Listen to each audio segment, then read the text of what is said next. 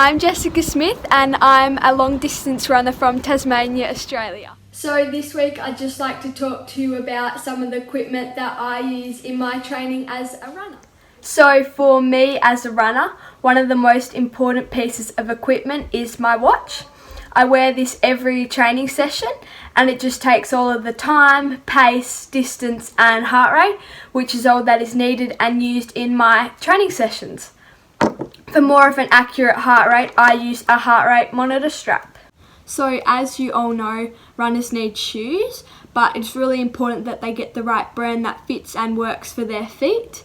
These are the current shoes that I'm running in now. For me, I get a new pair of sneakers every 4 to 6 months, and this is because I run in them most days for training and competition, and after a while they start to get worn out. They may look like they're in alright conditions, but they don't provide me with the support and cushioning that I need, and this can later lead to injury. These are my racing shoes that I use on the track. I use these for the 3,000 metre as well as the 2,000 metre steeplechase. These shoes have a carbon-based sole which help to propel you forward when you're running on the track. They also have 6 spikes on the sole and they have to be 5 millimeters long. At a national event they can actually be measured, so you have to make sure you have the right length. They are very light, so they're good to run in on the track, and they have a hole at the back. So this is good for the steeplechase as it drains out the water when I go over the steeple into the water jump.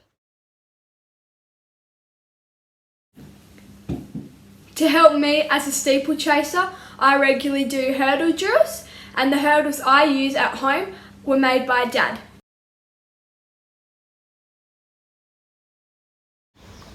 Another piece of equipment that I use as a runner is the treadmill. Me and my family actually got the treadmill during lockdown so that I could continue to complete my training. We actually had to get a Pacific treadmill so that it could go up to speeds that I would usually do when running outside. I still do use the treadmill when I need to complete my training when it's dark, cold or rainy outside. So this is a swimming pool belt, and this is a piece of equipment that I was required to get as a runner so I could use it in different running training sessions. The first time I actually used this bit of equipment was when I went away on a running camp, and we used it in the pool to trial different bits of a water running session. I actually haven't used this piece of equipment in a while, but it's really good to have so that if I got injured that I can use it to do a non-impact running session in the water.